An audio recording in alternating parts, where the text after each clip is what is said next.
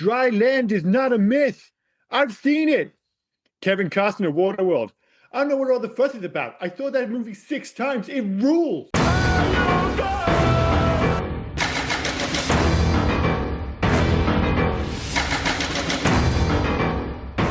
I'm Liam, he's Rob, and for the first part in our season of Box Office Bomb podcast, we are looking back at a movie that, well, actually made quite a bit of money, eventually. Truth be told, though, while it wouldn't have quite covered its full budget via cinematic ticket sales alone, it was far from the box office flop that many would have you believe. If anything, it only truly disappointed in the North American box office, where it came up well below expectations at 88 million. But between solid international receipts bringing in 175 million and very solid sales on VHS, it quickly turned a humble profit for Universal. Still, for the longest time, 1995's Waterworld was synonymous with big budget movie flops, a movie that ultimately became associated with disaster. Whether it be the ballooning budget, it was the most expensive movie ever made upon release, its famously troubled production, or the fact that, for a while at least, it ostensibly put an end to one of the most successful Hollywood runs of all time. Waterworld's reputation, arguably, in many respects, unfairly, became bigger than the movie itself. How has it aged, though? And did it ultimately suffer from being a movie out of time? A mega-budget 90s action extravaganza that really should have been a modestly budgeted 80s B-movie. Now, Rob, I realise I may not have even seen this movie before. And if I have, I haven't seen it for the best part of 30 years because I couldn't remember the vast majority of it. But, do you have an attachment to this film, or has it been a long time for you too? Let's go with that. Fuck me, there was a lot. That was a lot of talking. Well, You had a lot to faxing. say. You had a lot to say. Who did you quote at the beginning? Oh, that was Jim Carrey in The Cable Guy. Oh, okay. Well, there's a film I'm not too sure I've seen, so I. Oh, okay. Well, Okay. whenever I think of Waterworld, I always think of Jim Carrey in The Cable Guy for some reason. It's a movie I absolutely love that film, actually. I'm very upset you didn't go with Paper. Have you ever Oh, seen dude, it? I'm not quoting. Paper. I'm not quoting that character. He's the I love him. worst, dude. He's You awful. love... I No, don't. no, No, no. no, You don't no, no, love that no, character. no. Okay, sorry. I realized where you were going then. No, Yeah. I love the actor. I love Kim Coates. Yeah, I was just going to say, I you think might Kim Coates is great. want to walk that one back. We don't want to lose people like 2.5 minutes into the podcast. No. I can't get over Paper. So I wouldn't say I have an attachment to this movie. I never disliked it. Mhm. Like it's not something I've watched a lot, Yeah, 2 or 3 times. It's Mad Max on water, basically, is what it is. Well, it really is. I mean, it was written as a bit like an active rip-off of Mad Max. Well, Smokers are basically from Mad Max Fury Road, not Fury Road, from Mad Max Road Warrior. They're Wes and his buddies, or Lord Humongous and everything. Yeah, like well, that. Peter Radar, who kind of came up with the original plan for this film, was literally not only are we ripping off Mad Max, we're specifically ripping off the second movie. Yeah, but I didn't have an attachment, but I never disliked it. I always enjoyed it.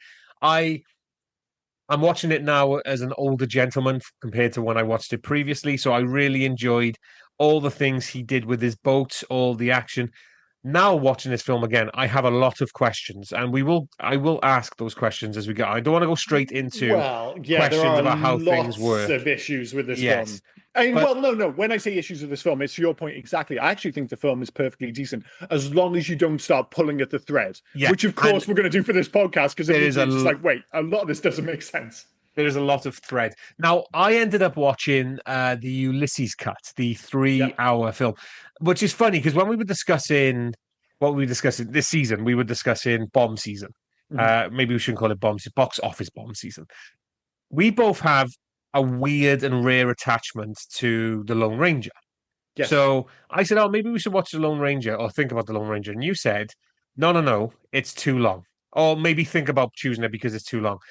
Yet you chose Waterworld. I somehow managed to watch the Ulysses cut, which again is 3 hours long. You told me last week you're going to watch that one, so I'm like, okay, we can compare it. Then you break the news to me that you didn't fucking watch that one. So I've sorry. But what I will say is, although jarring, because there's no conversion with the Ulysses cut. When it goes into There is now with the most recent release. So obviously you okay, were watching the most recent cut. So if you no, get the Arrow Blu-ray, which I actually bought for this because I was like, oh, it has the Ulysses conversion into HD, and then I watched the theatrical cut by accident. So I apologize. Completely uh, fucked it. so the one I watched was yes, it would go like you're watching a work print when Yeah, yeah. you know you used to visit LimeWire or wherever it is. Mhm. You'd watch a work print. So yeah, the scenes kind of shifted, but it gave a lot more narrative Yeah, yeah. of a lot of things. So I do Yeah, because prefer the Ulysses cut. there's not like tons more kind of like you're not Oh, missing there's no action set action. pieces. It's basically so It's just character if development, isn't if it? I And just a remember bit more rightly, world building. when they find out he's a mutant and they capture him, it goes straight from them capturing him Mhm. to pretty much the smoker showing up. But in this 100%, yeah. one, but in the cut I watched, they're having a conversation around the table. Mhm. They're discussing what to do with him, you know, And and things like watching the that. And theatrical I thought cut, that was that's really good because it gives more information into the atoll, you know, about yeah, what yeah, they that's do, it. and it's like one for one and things. If one person dies, we bring another person into the atoll and Mhm. things like that. So it's population control, things I never thought about before. Like, Mhm, mhm. well, I do remember a lot of the film from previous. A lot of these films we watch, I kind of forget, but this one stuck with me. And when he first shows up to the atoll and they bury the one guy in in the sludge, Yeah, how they yeah. have a sludge pit in the middle of the ocean. Again, that's a question we're not going to pull too Mhm, much mhm, on. mhm. But then they want him to fuck this girl, but they don't actually. They go a bit more into it in the Ulysses cut as well. They say, no, we just want your seed. You as soon as she's done, you can go. But Yeah, yeah. Well, they that don't does have happen in that the in the theatrical original cut. cut. But there's a brief sequence with the girl where she comes up and they're like, basically, we want you to have sex with our daughter, and we just want like a healthy seed. And this is obviously before they realize he's a mutant. But that really is like, if you've watched the theatrical cut or you've watched the Ulysses cut, I'm sure people would make arguments which one's preferable. And on the Yeah, one hand, if you watch the Ulysses cut, you can make the argument that like examples that like in the theatrical cut, when suddenly they find out he's a mutant, and then suddenly you're straight into the action sequence with the with Deacon and his crew, the what are they yeah. called? Smokers, The sorry. smokers. Yeah, It does feel very abrupt. And if you go right to the end of the movie, when he walks away, when he decides to go back to the sea in a very Mad Max sequence, there is clearly a scene missing with him and Helen. You're like, we need something here with Helen, because you have a scene with the little girl, but nothing with Helen. You feel like it just feels like he's bouncing. But obviously that is in the Ulysses cut, and the fact that she gives him the name Ulysses at the end of the film is why they called it the Ulysses cut. yeah. But you're not, like you said, it's not like if you watch like Alien Special Edition, the James Cameron one, there are legitimately like 2 or 3 extra scenes which are just plonked into the movie. Most of the movie is exactly the same, only there's the sequence with the minigun, there's the sequence where Ripley finds out that her daughter died of old age because she had been in hypersleep. Yeah. You don't get anything like that. It's just extending and stretching out the sequences. And that, I actually think one of the characters who loses out the most from the theatrical cut is actually Dennis Hopper as Deacon, because I think he's a pantomime villain. He's one note, and it's the part of the film I like the least. Whereas Yeah. his extremism and the way he kind of leads his band of merry men on the Exxon Valdez, that's Yeah. explained to a great extent in the Ulysses cut. And I think his It is. character in particular benefits from that. And there's a lot more about them all around paper, around magazines, around National Geographic magazines, Yeah, yeah, yeah. which is not in any of the other cuts. Like when they raid his boat for the second time and they find the girl, Elena, Alana, whatever her name is, sorry, Enola. Anola, sorry, yeah.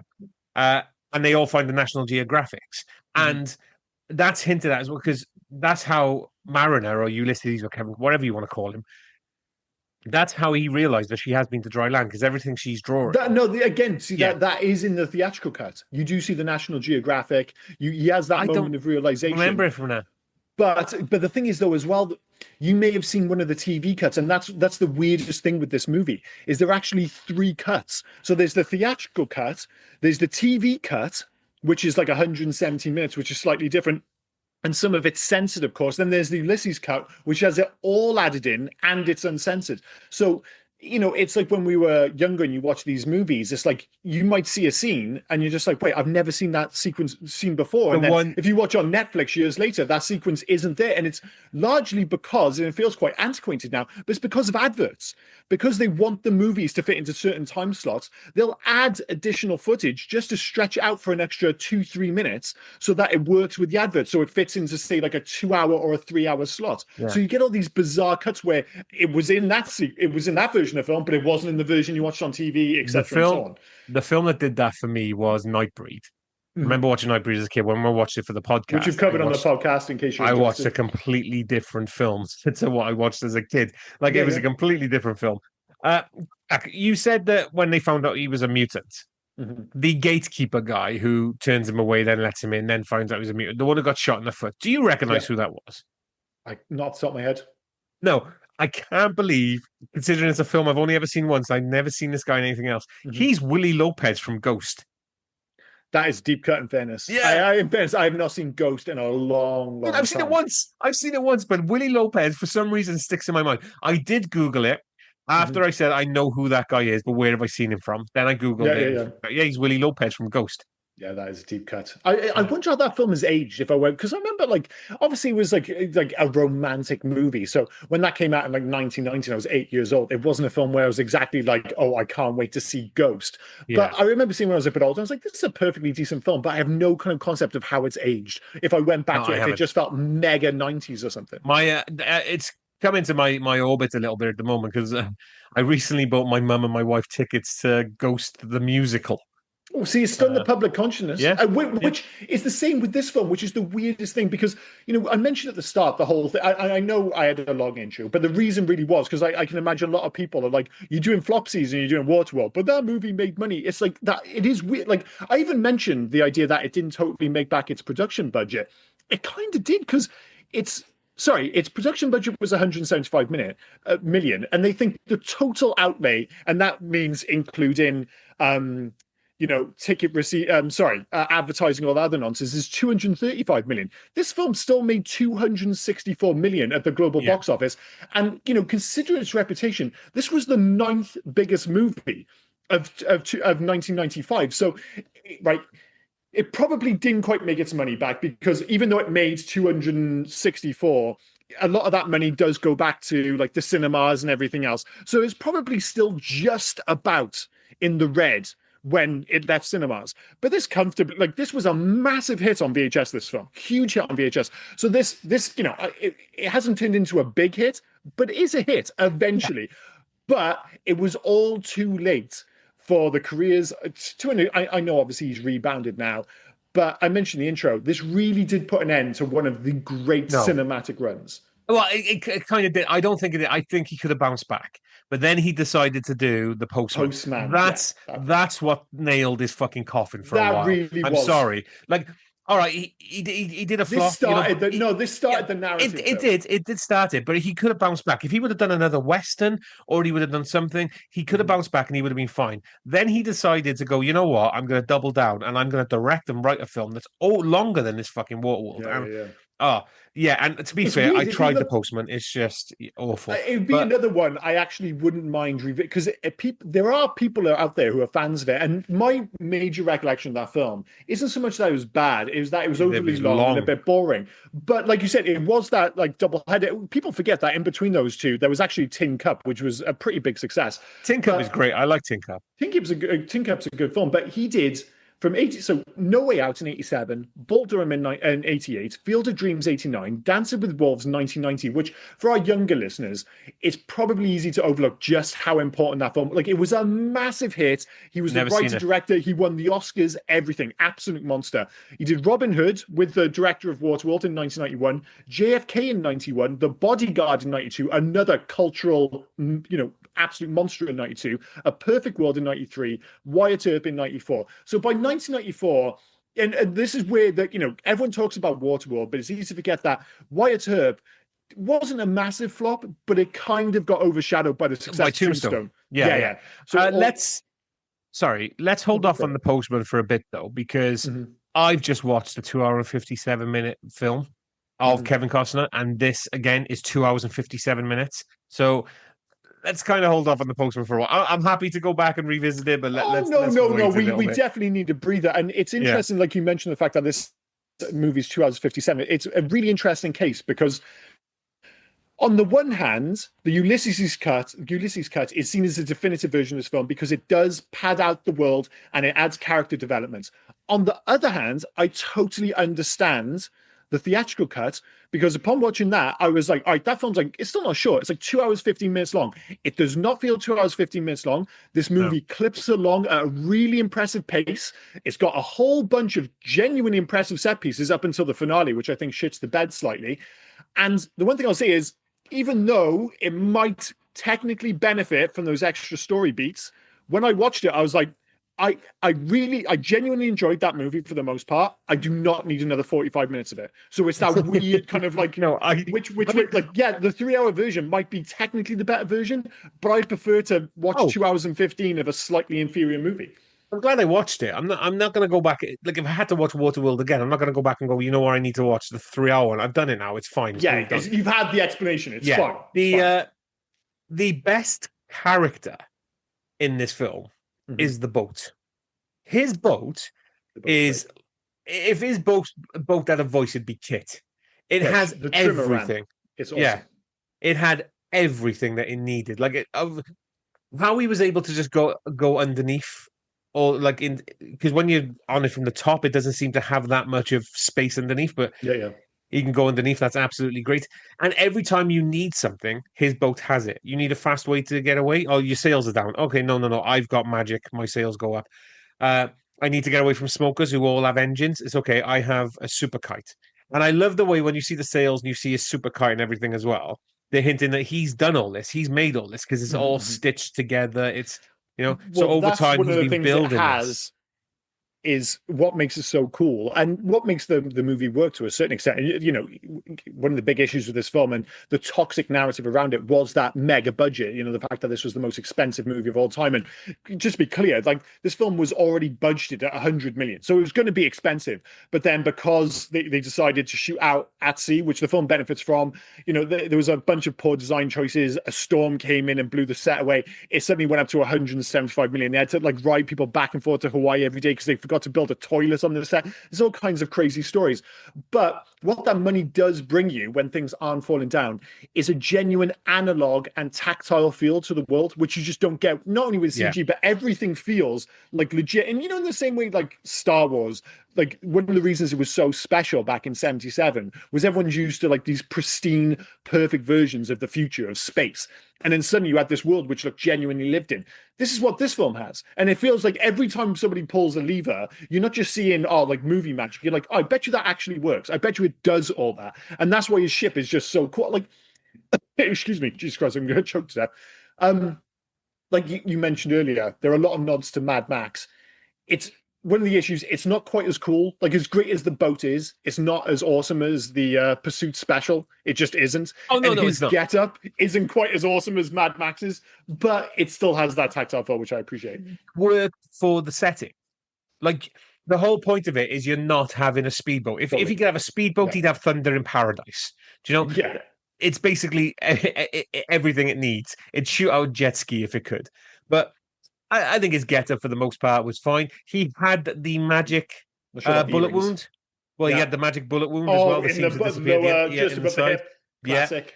Every again, another hint of this. This should be like it should have been an 80s action movie. Everyone in the 80s, every action hero has taken a hit by there. Yeah. Everyone.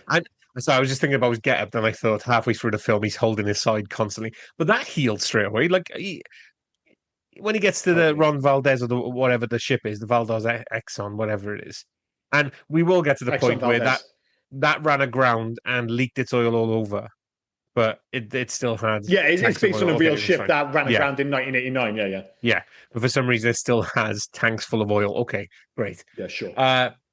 But I think his ship looks great. What's her name? What was her name? Her name. Helen or Helen. Jean Triple Helen Holland. is Helen is annoying. Old Gregor, in my mind, I always thought he was super old.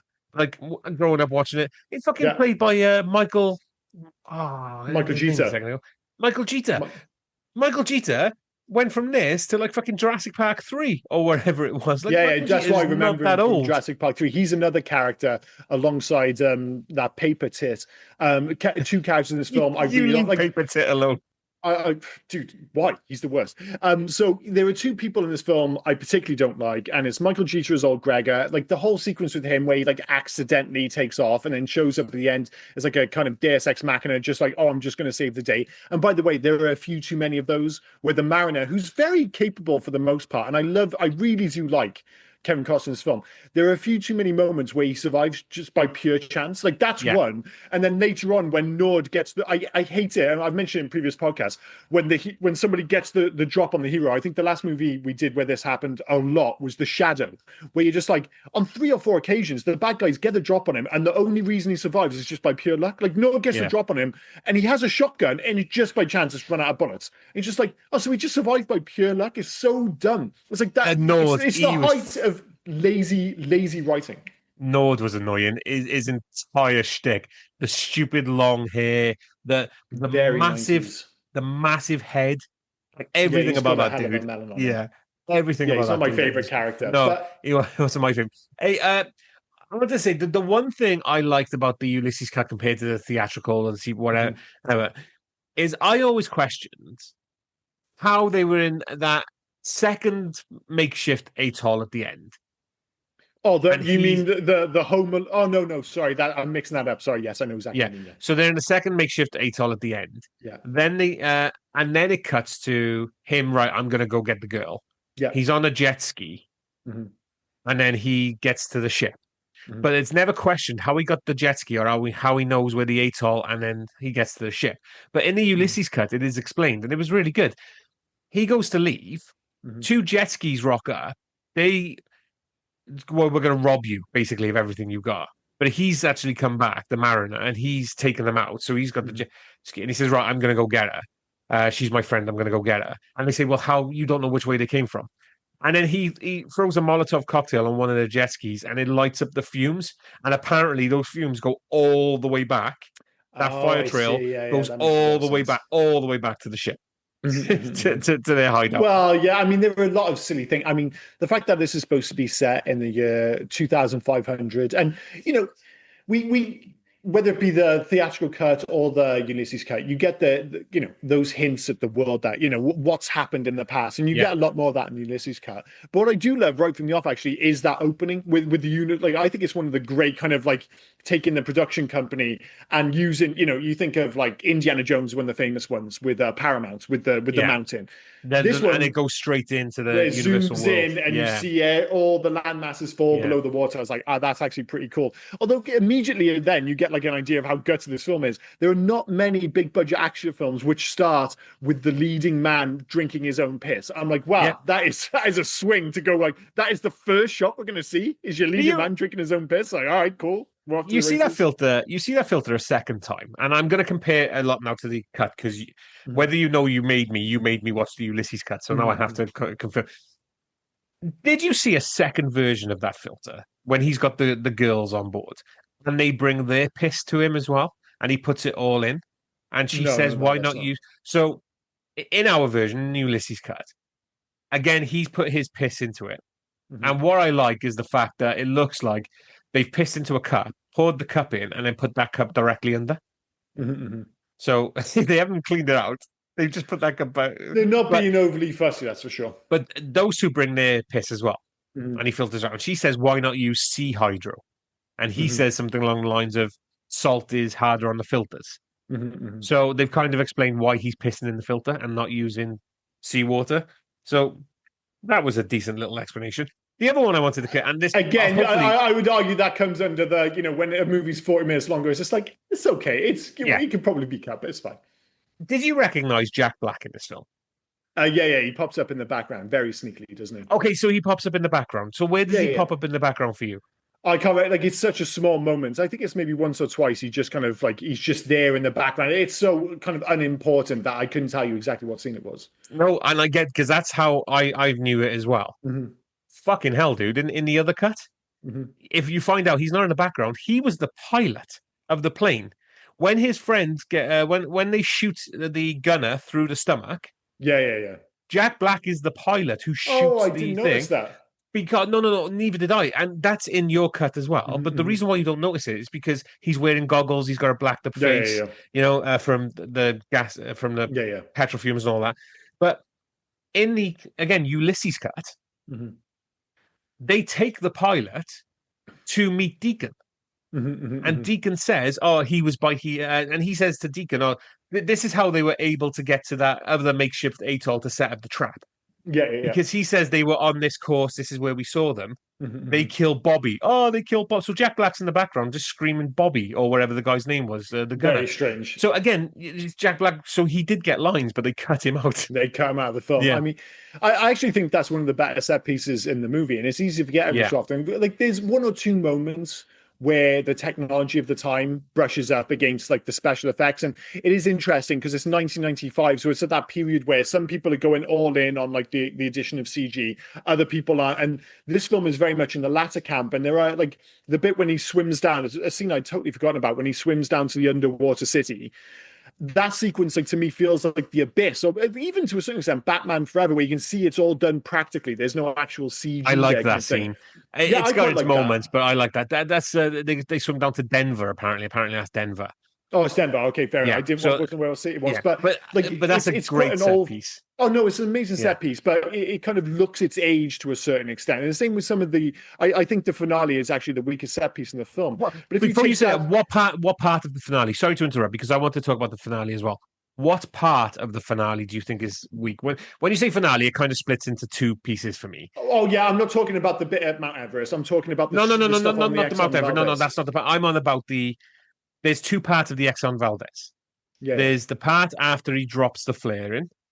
yeah, yeah. Okay. That's what I'm talking about. Yeah, but then Everything up until then is actually pretty good. I don't mind that part. What gets ropey for me is when they all end up in the water Hmm. and then they do the hot air balloon rescue. I don't Yeah, like that action piece where the three go in and explode. You got the bungee jump, all that shit. that's exactly what I'm talking about. Yeah, So everything up but until I like the plane. Sorry, mate. I like the plane side of it where he's chasing the like he's set off the explosion. He's gone under into the belly of the ship. yeah, He's having a little fight. He's killed the Node. No, he hasn't killed the Node. The Node and again, the Node just rocks up at the thing saying, I don't know, something about bullets, and then his bullet doesn't work. But then in my cut, you see the Node get out of the car, so you see how he okay. survived.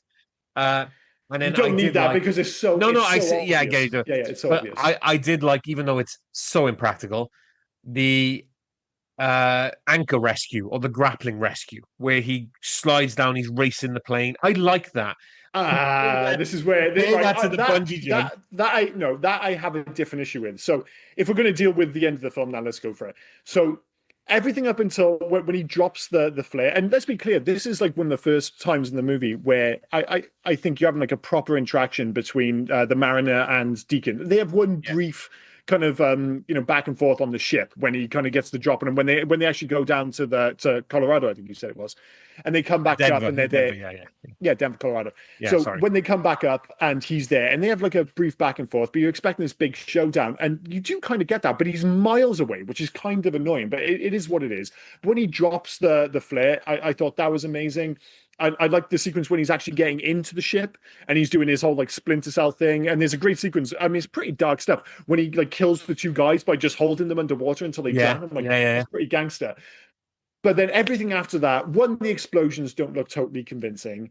The bit with the plane looks good. The bit you're talking about where he clips the plane to stop it from flying away. He is rolling the dice on Enola's life there because the plane is like the whole plan is the plane crashes. There is no guarantee Enola's going to survive that at all. But he's like, all right, I'm going to roll the dice. I wasn't too much on about the plane part. I agree with you rolling the dice. I like the part where he's racing the plane.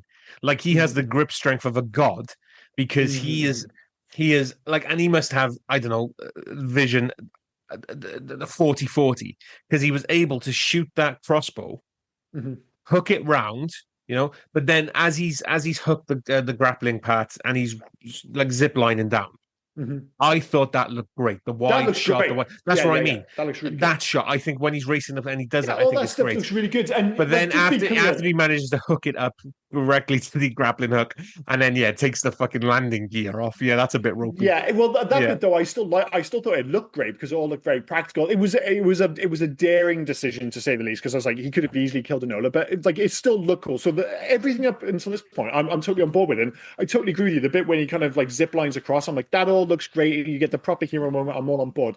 It's when they go back up on the ship, I think that all looks really dodgy. The fact that like what he just happens to have bungee rope in the fucking plane, it's just like because when he jumped out, I was like, I couldn't remember it. I was just like, wait, is that just rope? Look how far he's jumping. It's just going to rip his leg off. Oh, it's a bungee rope. So that was done. We've already had to deal with the fact that, of course, Deacon, just like his buddy, both come back apparently from the dead. I don't buy into the idea of Dennis Hopper climbing up a rope at all. But then when he bungees down to save Enola, like the same thing would have happened even if she'd stayed. They're all just driving each other. yeah. So the fact that he bungeed in and got her out, that shouldn't have made any difference. They would have had to stop to pick her up. So just like conceptually, Yeah. it doesn't make any fucking sense, and it looks kind of shit. Yeah, no, I get that is ropey. I'm not going to go too much in details because around about that is a Rob take, so I'm not going to go too much. Okay, well, we'll leave that. it at that. But No, I don't want to just shit on that because to bring it back to what we were talking to a minute ago, to point out how good the set pieces can be. The one where Helen shoots the arrow or the harpoon through the plane and it's spinning around. That whole sequence is unfucking believable. Like that's so, practically in 95, so good. It's tense as fuck because you can see it wrapping around the mast. Yeah. You know, you see the bolts start to come loose. Again, where did he get bolts? But apparently because he can survive indefinitely underwater. Yeah. So that's all great. And that is tense as fuck. Changing the subject a little bit because I did want to ask. We've talked about the ending now. We've talked about, and we need to get to inconsistencies or questions, should we say? This is set, like you said, 5 centuries later. Yep. Yeah, it's set in the year 2500.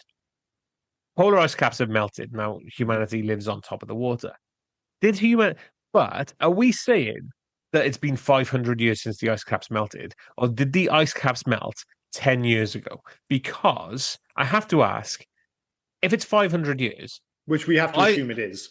Okay, well then, where the fuck do they store the cigarettes, the whiskey, the lager, the gunpowder, the smeat?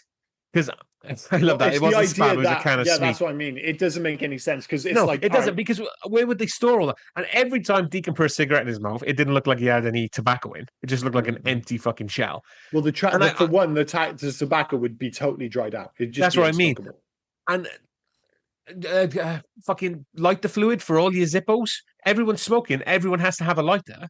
They all have Zippos. And then even if you kind of remove the kind of like the fact that it simply doesn't make any sense that you would have that much food for that long. Like I get it. Like the tanker may have been, say it wasn't just oil.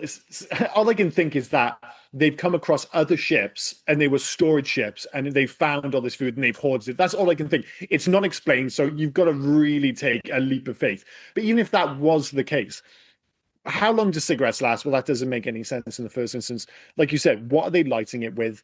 But beyond that, outright, these people on the Exxon Valdez, most of them, let's be clear, savages, yeah? Yeah. So how are they refining the oil? Yeah. It's full of oil. How many people can you have smoking on that ship before the fucker explodes? Like, it's just unthinkable that this fucker wouldn't go up. How are they refining the oil as well to become gasoline? It was already refined because it was okay. That's what I. But you're not pumping it straight into a plane engine, are you? It's gonna have some additives in there to become fuel. Again, I don't think we're ever going to get the answer to any of these questions. And the other one we're not going to get the answer to, but I have to ask it anyway. Is salt water kills a lot of things. You leave things in salt water, it corrodes the fuck. Yeah, of course, yeah. Yeah, except car batteries when you need them in your car, apparently. Batteries. Oh, yeah. Oh, no. Because he rocks it up, doesn't he? Like he goes into the belly of his ship again, and he's got a car battery. And and he picks it up. He's got all these things that he's got from underwater. Again, from the Ulysses cut, when he gives Helen the crayon back and says, "Oh, it's not. I'm just lending it to her. It's not forever." 2 seconds before that, in my cut that I watched, he's listening to Miles Davis on a CD player with speakers. Yeah, it's massively inconsistent. And like, let's be clear, like, some of the decision making doesn't make any sense either. It's like they make this big fuss about Enola and the map on her back. Like that's a big part of the narrative, obviously. And for one, considering just how important it is, Helen doesn't even bother to put her in clothes which properly covers her back. So No, everyone's no. just getting a peek at it. All right, fair enough. Then you have this whole sequence when she gets captured by Deacon, where they're like, "Oh, what are we going to do with this map? We've got it upside down. Oh, we'll have to cut the skin off." They've got paper. They've made it clear because he wants to lend them to her. It's like sorry, borrow them to her. He has pens. Yeah. Dude, you have pens. It's like someone could just, I don't know, draw the fucking. It's not that like complex. And then there's this whole story about how it's backwards. I don't know if that ever truly knew makes that sense, as well. but we'll just let go. Of course, he's the only one in the world ever to know. Oh, by the way, they're upside down because Yeah, like when the ice melted, all the polar caps fuck. How for savages, easy it's start been 500 years. then. I go, how do they know what the poles are? He mentioned about Well, North Pole, South Pole. The poles have shifted. How the fuck do you know about that? well, he can know about a lot of that because he's got those National Geographics. So he's got like a lot No, of old Gregor said Oh this. yeah. Well, again, we don't know like how much information they get, and you got to remember, like he takes the soil up from the bottom and he trades him. It's not Yeah. the first time they've seen soil, so there will be information on the water, and people will have kind of like I don't know, fucking fished for these things. I don't know how they're going to do it, but people have obviously brought up information. There is like a level of understanding to a certain extent what happened before, so. And again, it doesn't even like obviously the Ulysses cut doesn't really go into this. It would benefit being a TV show, but it generally speaking plays it so fast and loose. And I think that's where the movie has its biggest issues. It's like at times it's going for this kind of highfalutin, like world building, kind of thematically rich world. But the undercurrent for the entire film is basically what I mentioned. It's a B movie. And one of the biggest issues with the film in terms of those two worlds colliding, I think, is between the two lead performances. So on the one hand, you've got this kind of stoic, moody. I actually think he's at times quite funny. Kevin Costner in this film, like you mentioned the fact that I Hannah don't think and he was Nola funny. are quite annoying. But when she's like, "Oh, if I get you out of this, you've got to take us with you," and just the way he kind of flatly delivers, "Sure," because he's clearly going to die otherwise, or the bit when it does that kind of hard cut to like, "Oh, he's cut both their hair because they're not behaving." There's only a few moments, but for the most part, he's very stoic. But he's playing the movie star, and I think he does it very well. On the other side of the fence, you've got Dennis Hopper, who I actually think is the weakest part. And I know I mentioned some of the other characters, but those are minor characters. I don't actually like Dennis Hopper's performance in this film because I think it lacks the threat of his character in, say, Speed. It's not weird enough like his character from, say, Blue Velvet. So in the end, he just kind of exists in this kind I of B think movie vacuum where I'm just like, I'm not really scared of him. I don't find him particularly funny, and I don't think he belongs in the same movie as Kevin Costner. I think he's all right. He's doing okay for a bunch of scared yes men around him. Everyone's telling him what he wants to hear. Yeah. So I think he's doing okay. It's that kind of a character that projects power but doesn't really have it. If he any moment somebody could turn against him and he'd be fucked. But for some reason, they all just decide to stick with him. So all the Mhm. yes men around, I think he's all right. I think he's fine in this film. I just Uh, think the film you would have know, benefited like more like if they had had say the equivalent of to bring it back to Mad yeah, but Max. I don't think this is a film that warrants threat like that. It's not a story that's being told that warrants I massive. think it does. I don't know if this is And a like if you completely see the different scenes with movie. him, it's like when you see the stuff with Kevin Costner, it's like it's this world building about like how hard it is to live on the sea. You think about that character we mentioned earlier, whatever his name is. Jesus Christ, I'll bring it up now. Grifter. Kim Coates, who plays the Irish trader, even though he's Yeah. Canadian, and the fact that he wants to have sex with like Enola, it's like really showing like how disturbing this world is and how tough it is to live there and how hard he is on the girls. And then suddenly you cut back to Deacon, and it's like it's not just every so often you get a movie where you're like, oh, those two guys are in like different movies. In this film, they're in different movies, but it appears that both the director and the composer are aware of it because the music changes dramatically, the way it's shot feels like it changes, and of course, because they're never really on screen, what ends up, to me at least, it feels like two separate movies which never really coalesce. And I just feel like the reason that a Morton Joe, say in Mad Max works so well is because he has that quiet authority over the madness going around him. Yeah, I don't think you can compare. It's like apples and oranges for that. Mhm. Like, I think he's serviceable in this as, again, somebody that's just trying to hold on to some sort of power. He's doing it through fear. He's doing it through yes men. He's doing it through bribery with magic cigarettes, magic whiskey. Mhm. I think he's fine. You A couple of things about 20 minutes ago before I could stop you talking. You mentioned about the hair cut off. Mhm. Again, the Mhm. Ulysses cut. It hints to they use hair a lot. Uh, Mhm. so they make it strands for paper and not paper, sorry, rope and things like that. So Yeah. I think there was more of a hint of he cut her off because he needed more rope because she's fucked something over. Uh, looking at looking at Dennis Hopper again, I think it's fine. You mentioned about the score, two different things. I wrote that I love the score in this, especially Kevin Costner's hero score. I think it's great. It's probably one of the best things in the film. I absolutely adore that score, and I've heard it before. I forgot it was from this film. Mhm. I I'm think the actually. score is great. It's weird. I'm not. I wasn't a fan of it at all. Yeah, It was Mark Isham's original score was considered like too ethnic and bleak, so he brought in James Newton Howard to score it. And right, no, that's a bit unfair to say that I hated it because it's not a bad score. I just don't think tonally it fits the movie. Like I it's think it very kind of does. Errol Finn.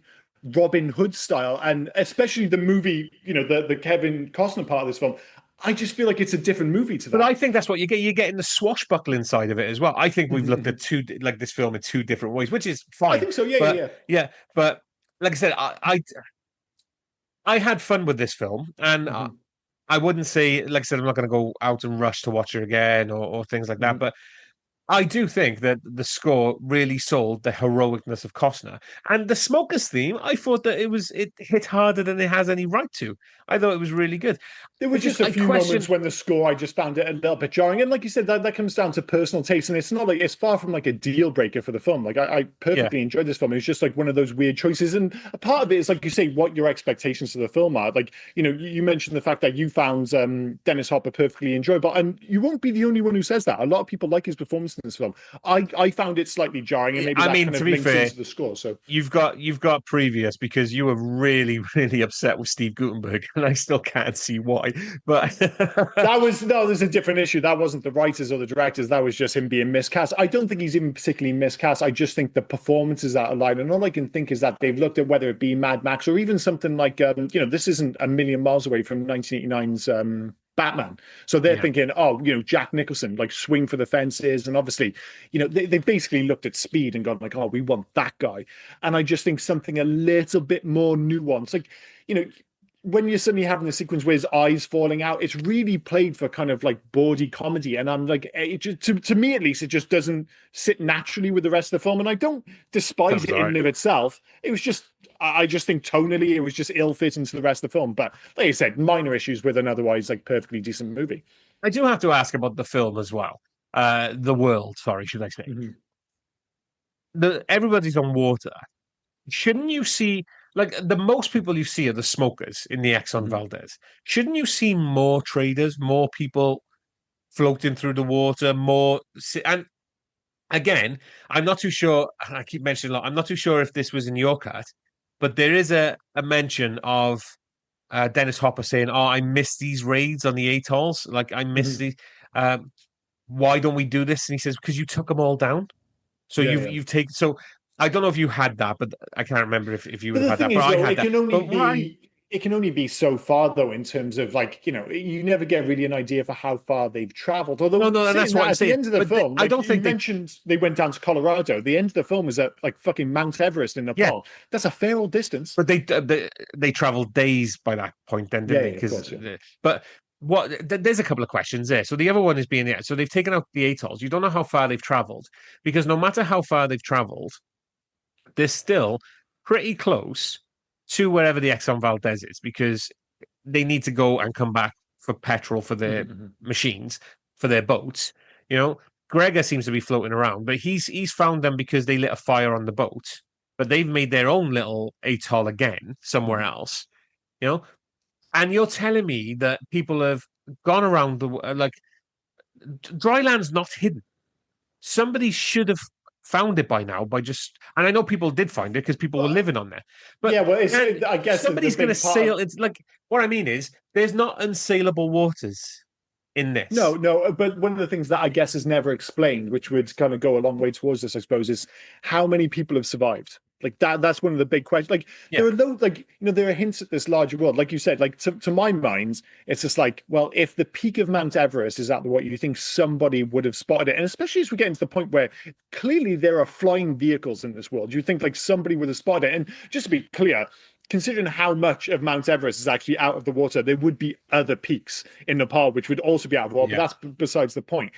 But we don't know how many people have actually survived. Like that makes a bit more like sense in terms of, like you say, about Deacon taking out all the atolls. If there are only a handful of atolls because only a small number of people have survived, but we you never really get that explanation. I mean, they don't even bother to explain why Enola doesn't swim. Like, how yeah. can Enola not swim? It's called Waterworld. Like, and the thing is, it's not even like she can't swim. Like, I actually love the sequence where he takes her out to for swimming lessons and talking about that clash of tone. Like, you see the way they shoot that. It feels like something out of like Avatar: Way of Water. It feels a Yeah. million miles away from what Deacon is doing in his gang of near do wells, but she learns to swim in like, I don't know, fucking half an hour as far as we're concerned in the movie. I'm like, so why hasn't she learned to swim by this point? I It's love it as well. ludicrous. The explanation of learn to swim. Just let the water tell your arms and legs what to do. I'm sorry. When I was learning to swim, the water didn't tell me what to do. I sunk. So I'm Well, pretty sure there's differences. The other thing, it raises questions about where they got the materials to make clothes, where they got materials to make wood, where they got the. So you kind of think that when the polar ice caps melted, after I don't know, everybody drowned and people just decided to live on top of the water. Is everything that floated? Was it they've just gone around the world collecting everything that floated? Well, again, it's that whole thing about like how much work was done when they realized that the world was, underwater. Did it happen quickly? Did they build structures to deal with it? Is that kind of like being damaged? We are talking 500 years later. Is that stuff being damaged? And then they're dealing with the wreckage of those things. We're not getting a real history. And I'm sure, I know there's like a novelization and all these other things which probably explain it in greater detail. But again, to bring it back to its B movie roots, it's like a lot of this stuff, you just kind of have to go, all right, then I guess I'm just going with it. It's very much a vibes movie. You don't have to do this in Mad Max for the most. Like we mentioned actually when we did the Mad Max films, if you go and watch Mad Max, then Mad Max 2, then Thunderdome, and then Fury Road, etc., etc., if you start looking at the timeline, you're fucked. It makes no sense. The world building is very inconsistent, but you don't get forced into so many questions simply because it's on land. So you're like, oh well, they will find stuff. It works itself out. But as soon as you drown the vast majority of the world, it just comes with a million and one questions, which this movie just does. Even if you are watching the Ulysses cut, sorry, it just doesn't have the time to explain these things. So Yeah. you've just got to go with, okay, I guess we're just gonna fly with it. But like I said, these are the things you can pull at and the film starts to fall down. But structuring the film itself, considering its reputation, which I think, people have warmed to over the years, and I think people have got over the kind of toxicity that was surrounding this movie upon release. You look back, like the reviews are perfectly decent. It did okay box office. I don't think anyone hated this movie. It just became the butt of a million jokes. It's like this film was up for like all of like the major golden raspberries in 1995. The only one which won, by the way, is the one that should win, was Dennis Hopper for best worst supporting I'd actor, see. which I actually agree with. I don't think Uh, he should have got worst supporting actor, just to be clear, but it kind of aligns. The rest of them were nominated. So Costner was nominated for worst actor. It was nominated for worst director and worst film. It only won that one. But the fact of the matter is, it shouldn't have been in any of those categories because this isn't that bad a film. In fact, it's a perfectly decent film. Watching the Mariner in this, right? He starts out as a grumpy loner, and then Mhm. accidentally becoming a father figure, and then accepting that with the speed of someone realizing they've adopted a stray cat. Like I've never seen anybody like just accept like the fastest accept their fate as fast as that. But I did go back through. This is a really clumsy way of going into. I did go back through cinema history to see if there was anyone who's accepted their fate quicker than the Mariner in this. So I got a few. We're going to start with Short Circuit, Johnny Five. He goes from malfunction to I'm alive straight away. Like he's accepted that fate, like absolutely. Scott Luke Skywalker. Finds out Darth Vader's his dad. He screams, he falls, he sulks, and then he just goes, "All right, then Darth Vader's my dad." Like I Yeah, realized yeah, there was a film in between. Like there was years in between because of the film, but happy days. Shaun and Shaun of the Dead. Oh, it's the apocalypse. Okay, let's go to the pub. Like he's yeah. accepted that Oh no, completely. he gets on with it. He embraces it, if nothing Yeah. else. Neo in the Matrix, told he's the one, says, "No, I'm not." He dies, he comes back. He says, "Yeah, actually, I'm the one." You're I probably the one, appreciate yeah. that he died and came back. So he Yeah, yeah, probably, that there's a probably hint kind there. of forces your Yeah. hands somewhat in terms of Yeah. decision making. Like, well, that is weird. So maybe I am the one. And Spider-Man, uh, Uncle Ben. You got one tragedy, one monologue, and boom, he's Spider-Man. Like he's accepted Yeah, that yeah. fate pretty quick. It is a catchy monologue. In fairness, Yeah. it's interesting you say that because I actually thought the relationship between him, Helen, and Enola was relatively hard earned. I thought they spent enough time on the boat. I don't think he kind of folds immediately. I think he's a grumpy old bastard for a long time, and it takes a pretty horrendous run in with Kim Coates as the Irish trader to actually changes to even remotely warm You his are heart because. obsessed with Kim Coates. Well, up until that point, he's just like he was going to sell her off for sex for some paper, and it's only then he's just like, this is pretty. Especially after he says, "I want to have sex with the young girl." It's just like, oh, dude, what am I doing here? So that kind of turns the table. But he's still an asshole after that, and it's only eventually he has those moments. And right in the movie's defense, every post-apocalyptic movie, especially in the 80s, they all have a young kid with a dodgy haircut who's usually annoying as fuck. I actually think Tina Margarino as Enola is actually quite good in this film. At first, I I was wrote like, that down. she's quite annoying, but I warmed to her. She's a decent child actor. Like She we've is, seen a lot of bad child actors, but she's yeah, very totally. good. Another one you said about he tried to sell him to Kim Coates, Yep. didn't work. But again, a difference between the cuts, and I'm bringing this up a lot because I watched it because I thought you watched it. Mhm. Difference between the cuts is when they go to the atoll, that looks like a tree, and you got Yep. all the dead bodies Oh, waving, you and mean the fucking horror version of Home Alone? yeah, Like that totally reminded me of the sequence where in Home Alone he's trying to kid the robbers, the wet yeah, bandits, into believing everyone's there. So he has all these cardboard cutouts like waving their arms. It's that, but with genuine dead yeah, bodies. At yeah. moments, this movie is genuinely dark. But the cut again from the Ulysses one, she's it's hinted at and not actually denied that he was always taking her to that one to sell them. Oh, okay, yeah, yeah, yeah. He said, like, so they rescued, but that was the way they were going because he kept telling them that he knew where dry land was, or they Mhm, mhm, kept assuming he knew where dry land was, but he was actually going there to sell them. mhm, mhm, mhm. So he was always go. So even after the Kim Coates thing, he was still going to Yeah, sell yeah, them. he Yeah, wasn't like you said, like he was an asshole for a lot of the film, and eventually when he does warm to Enola in particular, is I actually buy into their but relationship, and you get I those don't know like if I weird do. kind of back and forth with like Helen. Like in fairness, Helen has the quickest clothes drop in like movie history. I don't know how she like drops her clothes so quick. It's almost Yeah, miraculous. Even my nice wife ass was though. watching with me. She's just like, oh, she's lovely shape. I mean, Yeah, she's another one because I was like, when was the last time I saw Jean Triplehorn in anything? And John. it was that's how you pronounce it, right? Jean? Well, not for a female. It's Jean. Yeah, but it's French, so I think it's No, but she's pronounced. Jean Triplehorn. She is Jean Triplehorn. Oh, is that how it's It's not spelled? Jean. She's I Jean thought I thought Triplehorn. I, I thought it was pronounced Jean. My apologies. No. So Jean Triplehorn, sure. She was like she was on like a bit of a run. So she was in Basic Instinct in '92, The Firm in '93, Reality Bites in '94, and then she was in this in '95. And sure, she had like a career kept going, but it never quite got to those levels again. And I think she's another one who kind of got caught up in the toxicity of this film because again, we can all look back now and go, "Oh, yeah, it made some decent money, and the reviews weren't that bad." But at the time, this movie, and like I know Postman made the difference as well, but for a long time, it felt like Kevin Costner was basically in movie jail when I was growing up.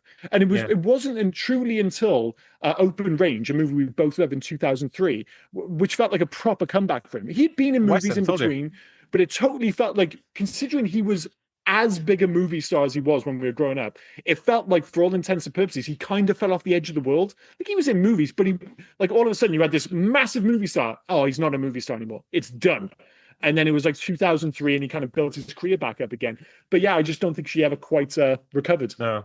Sorry, we moved on. We did, and I wanted to go back to the acceptance thing because Yes. you did something, and uh, I still think it was a quick acceptance because well, it was on the makeshift atoll where Mhm. he's still not a fan of her, But then all of a sudden he's looking at something. He just decides, okay, she's my friend. I'm gonna go get her. Because he just says, I'm gonna go get my friend.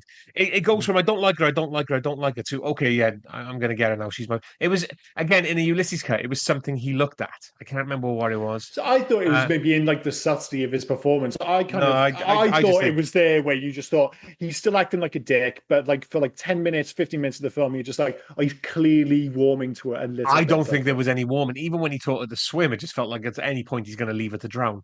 I Oh don't think he. no. Like, dude, you can't that sequence was lovely. That felt What genuinely touching. There's no you way, can't. there's nothing in that scene which makes me think at any point he's just No, gonna let her you drown. can't I'm go not all buying over that. Dennis Hopper, right? And then just say, "Oh, this part was lovely." No. At any point, because he's still not a fan of her.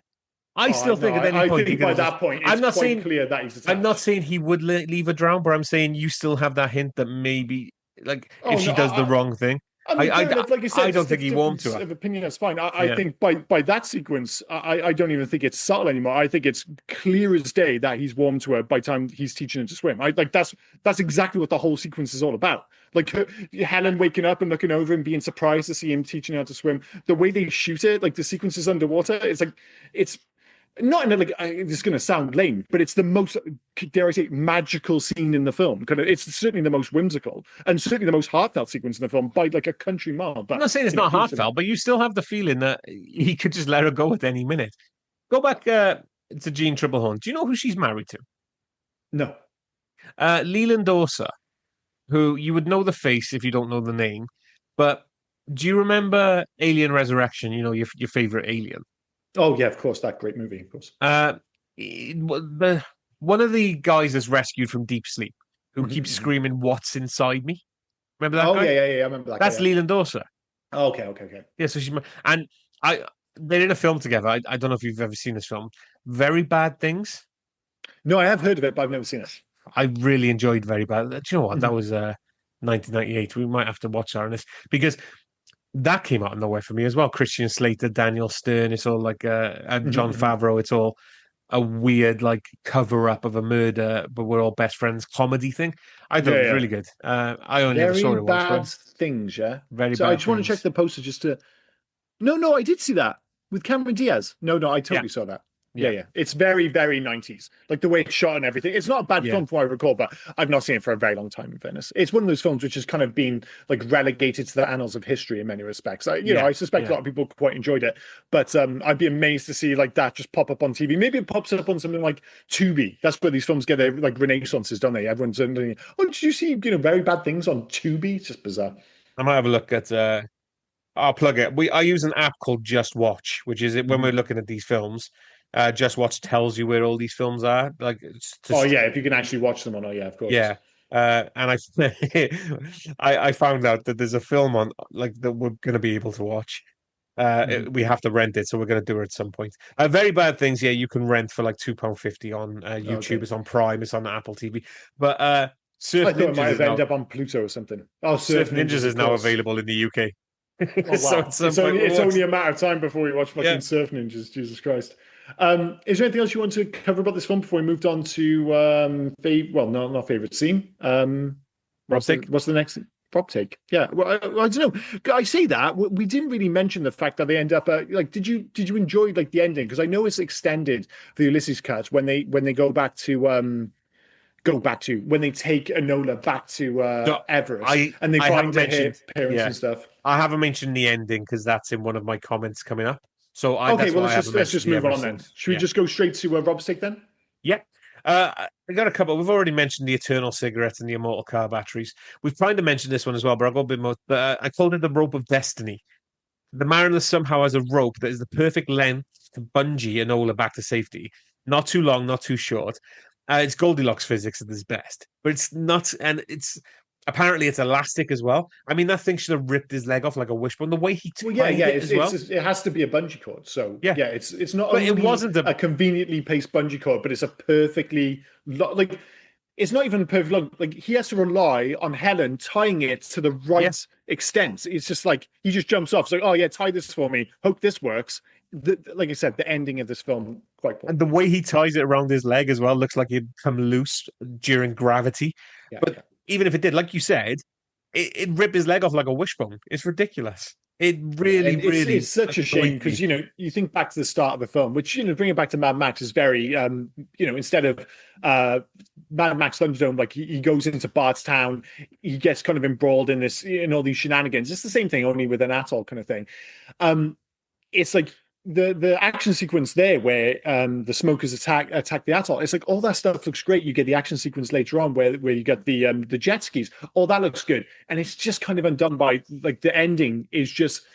All I can think is that they felt the need to really swing for the fences because this is like a big 90s action movie, and sometimes it can work. You think of like released a few years later, Con Air, where the Yeah. plane comes down on the strip in Vegas. That could have easily been ridiculous, but for some reason it works. Whereas this one, there were just too many questions. Like, well, that shouldn't work. That doesn't work. That doesn't make sense, and it just took me out of the movie, which is a bit of a shame.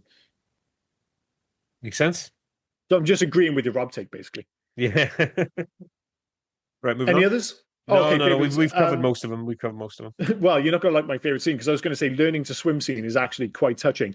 But the correct answer is probably the airplane versus the trimaran. And like I mentioned earlier, massively ambitious without CG, where it's kind of tied in with the harpoon and spin around. I thought that sequence in particular was absolutely fantastic. So I'll go with that. For me, I went the dive to Denver.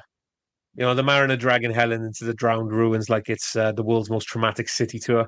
You got the eerie beauty of skyscrapers frozen in time beneath the waves. The moment you realize, oh, right, this is a world where people think dirt is currency.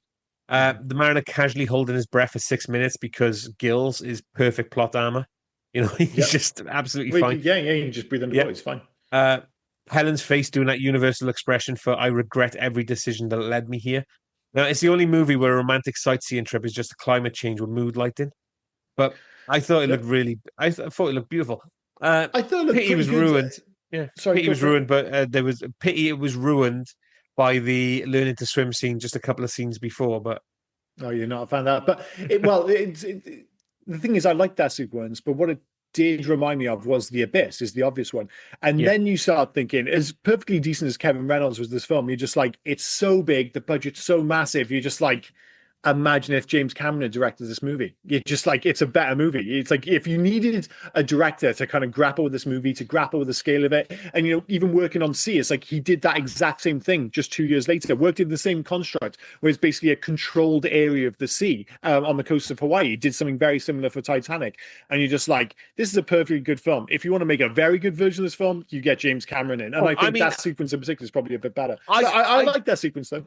I kind of agree with you on that. Usually, I don't agree with you when you blow James Cameron lately. Like James Cameron back then, I think was fantastic. But after '97, after fucking, and I don't care what you say, and I know you're going to say it's a great film. History is against me. Titanic's awful. But after all, Titanic, Abyss, fucking Avatar, World, or whatever it's called. You give James Cameron that back then, a water film, I think he would have done much better with it. I totally agree with you. But I don't know. Kevin Reynolds did what he could. No, no, no, no. There Yeah. was lots to deal with, and he did a perfectly decent job. Oscar season, in which we hand out 3 Oscars and 3 Razzies in categories of our choosing. Marcus, go first. Yeah, go for it.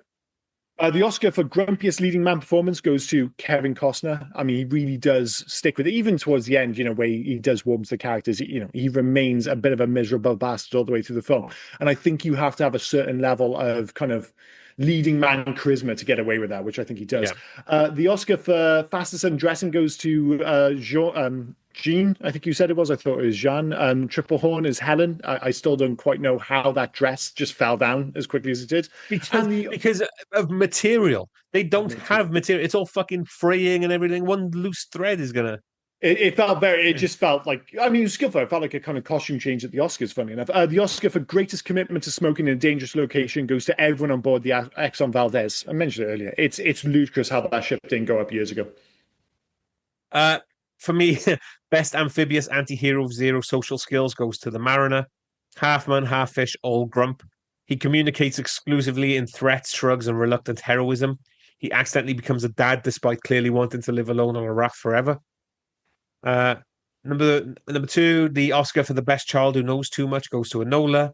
She has the map to dry land tattooed on her back. She's smarter than every adult in the film.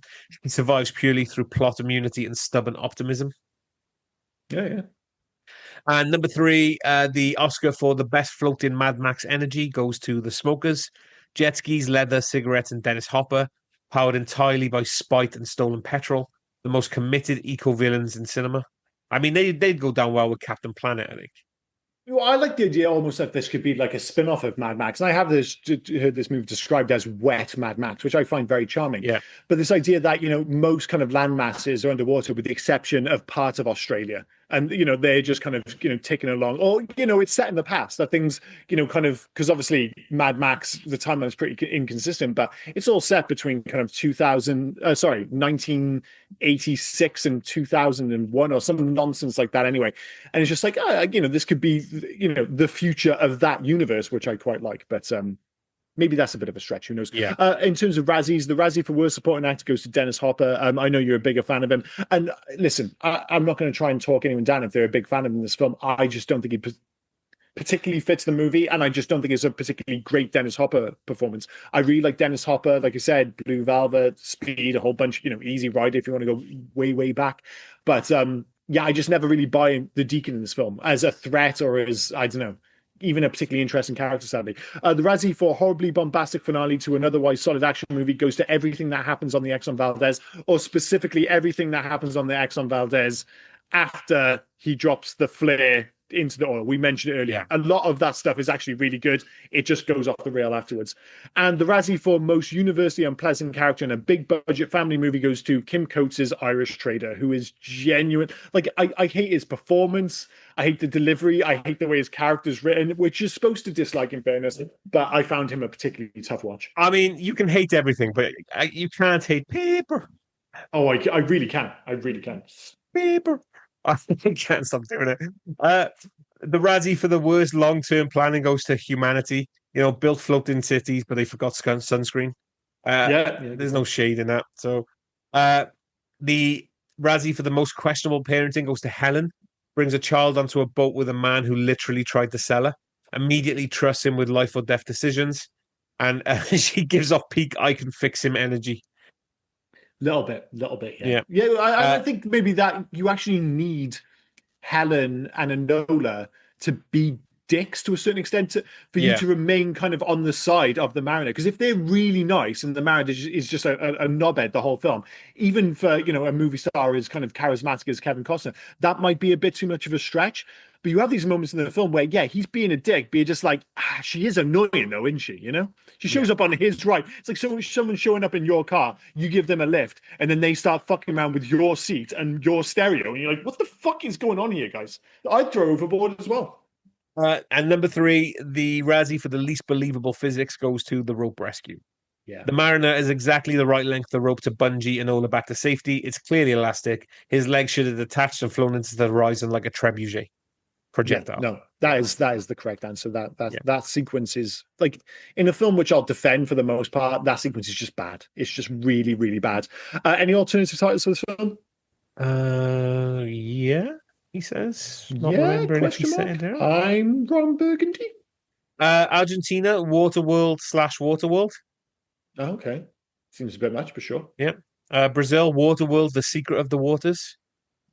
Yeah. Canada, French Canada. A World Without Land. Okay, that just feels like you're being different for the sake of it. Yeah. China, Future Waterworld, as opposed to previous Waterworld. What else we got? A lot of these are Waterworld, like, because Waterworld is all one word, so a lot of these are just basically they've made it two words. Romania, The Aquatic World. Yeah, it's rubbish. Yeah. Waterworld, whatever you might think of the film, Waterworld is actually a pretty cool title. Yeah.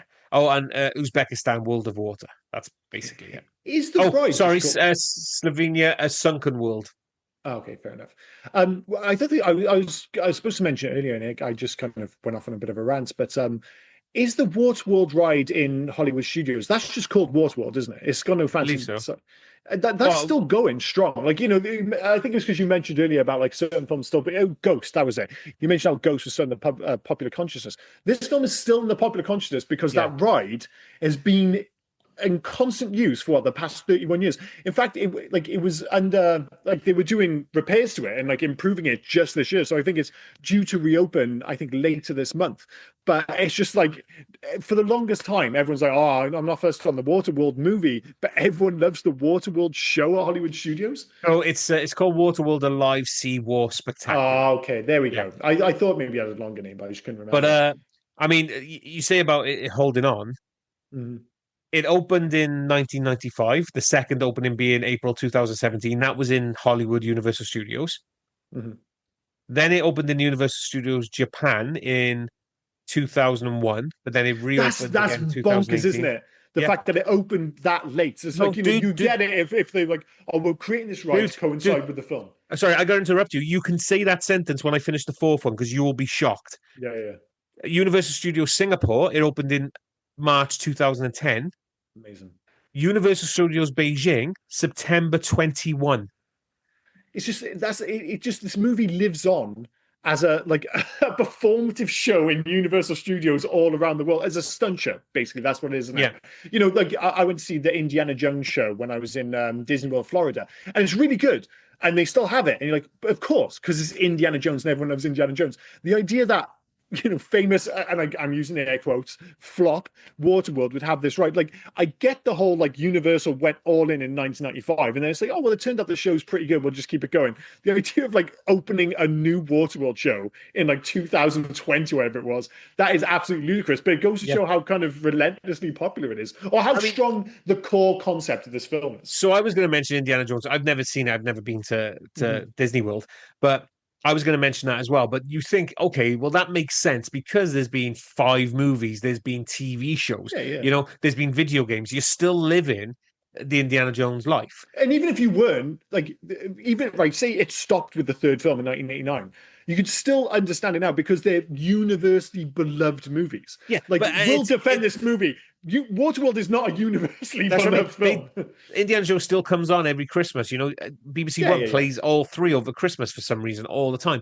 But Waterworld came out once, kind of disappeared. Like people know about Waterworld, but I wouldn't say everybody just goes, "Oh, I watched Waterworld last week." The fact that it still holds on into something as random as a stage show because the stage show is It clearly must better. be a hell of a fucking stage show, Have man. you It seen must it? be a I hell thought of... you seen it. No, I've seen the Ah, Indiana Jones one. The Waterworld one is Universal uh Studios in Hollywood. in Hollywood. Yeah, so I've Yeah. not been to Hollywood, sadly. Okay. Really, you've been fucking everywhere. You've never been to Hollywood. I've been near. I've been to I've been to San Francisco. I've been to South. I've been over to that coast. I went to Anchorage, but I've not been to Hollywood, sadly. Ah, fair enough. Should we go on to Any facts? facts? Yeah, go Yeah. for it. Right. It is rumored that director Kevin Reynolds and Kevin Costner had a huge squabble over the film, resulting in Reynolds walking off the project and leaving Costner to take over directing and oversee editing. Reynolds was quoted as saying that Kevin Costner should only star in movies. Kevin Costner should only star in movies he directs. That way, he can work with his favorite actor and favorite director. Mm-hmm. Yeah, yeah. There was a big fuss about that because he definitely, he directed up until a point. He definitely kind of left in the editing process, but they kept his name as like he is the sole director of this film. I mean, I understand why to a point because Kevin Costner personally invested 22 million of his own money into this film. Which is impressive. Like the Yeah. fact that he totally backed himself. And he's done that again. Obviously, it hasn't worked out, but he did that with the Horizon films. When the fuck is Horizon Part 2 coming out? Because I'm one of the few people who thought Horizon was actually really good. And I can't wait to see Part 2. Horizon But what? the What's big Horizon? Western movie that he did, like the 3 hour Oh, epic. yeah, sorry. I don't know. I thought it came out and didn't actually go anywhere. Well, the first part came out and didn't do particularly well at the box office. I went to see it at the cinema. I actually thought it was pretty good. It's flawed, but you can just imagine that it would be kind of reappraised as part of like the whole. Like there's supposed to be 4 parts to this. Yeah. And I was really looking forward to seeing part 2, but obviously because the first part didn't do so well, it's kind of been pushed back. The film's complete, but Yeah. it's not had a Due to box office cinema. disappointment of Chapter 1, it was announced that the release date of this film had been indefinitely delayed. Well, Chapter 3. Sure, he'll make it out eventually because he could have Well- easily, with a completed film, kind of released it straight to streaming. But he obviously sees this as a cinematic movie. It will be released. It has to be because Chapter 3 is in production and Chapter 4 is in development. Well, So at I some hope so, point, because yeah, whatever you might think about the film, it is inherently cinematic. It looks great. yeah. So yeah, I'd like to see it. But yeah, he is a talented director. But obviously, we mentioned it earlier. He's coming off like a 10-year mega run, and he's just, we meant like with Dances with Wolves is like the actor director. He's just being like, he's won the Oscar, so he thinks he knows best. I can imagine he might have been tricky to work with. Yeah. The floating atoll set was used up all the available steel in the Hawaiian Islands. When more was required, it had to be flown in from California. The runway at Kona Airport actually had to be extended by a quarter mile to accommodate the heavy planes that had to land there. I love it when films are so big that they change like Yeah. the kind of local industry. Yeah. The major problem during the shoot was the cast and crew becoming seasick all the time. Almost every remedy was tried, including dermal patches. In the end, they found out the ginger snaps worked quite well for a majority of the people. So an enormous amount was eventually consumed. For the Japanese premiere, Kevin Costner had his private plane flown to Tokyo. He failed to get permission to store his plane at the airport for the duration of his trip. He asked the Navy if he could use their airport at Atsugi. They agreed, but only if Costner showed the movie there and made a personal appearance. Well, that's pretty cool. I Yeah. assume he did. Where possible, sets were made largely of wood that was painted to make them look weathered and rusted. New sails were painted to look old and ragged, since the sets had to be built on location as much as possible. The production added more than 35 million to the Hawaiian economy. That is amazing. That is amazing. I actually just one quick thing because I'm not sure if this will come up in facts. There's a sequence on the kind of the I don't know what would you call it, the top of the ship, the The where bridge. everyone's stand. Well, I'm Oh, not even sure if yeah, where everyone's stand. They're all standing on yeah, top of the boat, aren't they? Anyway, yeah. that part of the boat. There's one sequence I'm sure The deck. the deck. Thank you. So I just couldn't think of the word the deck. So they're all on the deck, and for the most part, you can see that there's like just tons of people, loads of extras. But Yeah. there's one shot where I'm sure it would have worked fine on VHS, but in the background you can just see there's a bunch of cardboard cutouts. And it's just like but it's just for one sequence. It just feels totally unnecessary. That is what it is. But once you notice it, it is like, oh, that stands out like a sore thumb. Joss Whedon flew out to the set to do last minute rewrites on the script's third act aboard the smoker ship, the D's. He later described it as 7 weeks of hell, stating he did little more than taking notes from Kevin Costner and trying to work them in the script because nobody listened to his ideas. In the end, he wrote a few puns and a few scenes that I can't even sit through because they came out so bad. Oh, fantastic. Yeah. God, he sounds like fucking Costner on his film sounds like a right asshole, doesn't he? I can imagine he would have been a bit of a handful. The language Kevin Costner speaks to the lime stealing drifter early in the movie is Hindi. Oh, that's cool. The cast had to be spray tanned before each day of filming because their characters were supposed to be in the sun the entire day. Mm-hmm. Yeah, you can't have any lily white folk cutting about, can you? The teaser trailer narrated by James Earl Jones was hastily compiled so it could appear before Street Fighter. It consisted mainly of footage from the atoll and the battle on it because due to production delays, that was all that the cast and crew had been able to shoot at the time. Well, it doesn't matter because nobody went to see Street Fighter, so it's fine. No. The boat Kevin Costner used in the movie was sold to Turkish businessman Hakan Uzan. After the Uzan family went bankrupt, the government confiscated and later auctioned the boat off. Nice. Look, there's loads. Yeah, there's I'll do tons. one more. There's a bajillion. Yeah. I'll do one more. Filming shut down 3 times due to hurricane alerts. Yeah. Well, actually, destroyed part of the set as well. Sorry, I will do one more because this is interesting. Because Kevin Costner was on bare feet all the time, moleskin was attached to the soles of his feet to protect him from sharp objects and edges. It did not save him from stubbing his toes on parts of the set, however. Moleskin onto the Well, I mean, you soles probably of his noticed it feet. because he had that whole thing about him being a mutant. There's like a hint there. There's like an alternative world, and it's like, well, how many are out there are like him who have gills and have web feet and stuff? But the film just doesn't deal with it. It's No. there's an interesting thread to pull then, but again, it's like, how far do you want to go down that rabbit hole? Because this film isn't going to be 7 hours long. After 500 years, evolution would have taken over. You'd expect there to have been more of them, wouldn't you? I don't like. Does evolution work that quickly? 500. I don't know. But then you're like, under normal circumstances, you would say certainly not. But it maybe if it's kind of like forced by the complete, the sudden change of the world, maybe that would explain it. Who knows? Anyway, How to the Future remake sequel there entirely well alone. For me, Oh my God, excuse me. It's Leave Well Alone. I think this film, for the most part, still looks perfectly good. I don't want to see a sequel. Do we want to see an old man version of the fucking Mariner? No, not at all. It's not going to happen anyway. But yeah, just Leave Well Alone. I think is one of the easier ones. For me, I could actually take a miniseries remake. Okay. I wouldn't mind that. Basically, to answer all the questions that we've asked during this podcast, Mhm, mhm, like explain the legacy, explain the history, explain why he's a mutant, explain how they're able to, I don't know, take things from underwater and mhm. make them work. So, for the most part, I think this is great. But if I was going to see anything, I mean, long form storytelling over TV, I think is probably the best way to go for something like this. But Maybe. a limited series, I take it for 1 or 2 seasons because as soon as you start, I don't know, introducing undersea monsters that can speak, and which they Well, would I mean, inevitably do. I don't think we need all of there that. is a monster. I mean, that whole sequence where Oh, he's kind of like, yeah, there is a monster, but what I mean is we don't need the oh no, no, tribe no, I of totally agree. mermen that Yeah, would yeah, come along and things like that. We don't need any of that. yeah. So when you start, I don't know, start jumping the shark per se, and you No. start bringing the shit in, then just so I think a long story, a 2 season story of Waterworld. They found dry land. It's fine. Move on. Okay, fair Yeah. enough. Make a change. So if you're going to make one change to make this movie better, I would probably bring in someone like Alan Rickman for Dennis Hopper and go, as I mentioned earlier, a Morton Joe route of like quiet authority and understated threat. I know this Really is didn't like like personal to Dennis me. Hopper, did you? Well, no, it's just that's my major issue with the film. I remember when I was younger, one of the main things I wasn't a fan of was Dennis Hopper in this film. I just never really bought him as a kind of compelling bad guy. And rewatching it, I feel exactly the same. He's not terrible. I just don't think he's particularly good. I just think it'd be an easy fix. I just think you could just bring in I don't say a better actor because Dennis Hopper is a good actor, but in this stage of his career, he is mostly chewing up the scenery. And I think, sadly, he's more. What was that film he did? Space Truckers? Yeah, that was 97. Yeah, I think it was a bit more Space Truckers than it was Blue Velvet, sadly. But hey ho. Makes sense.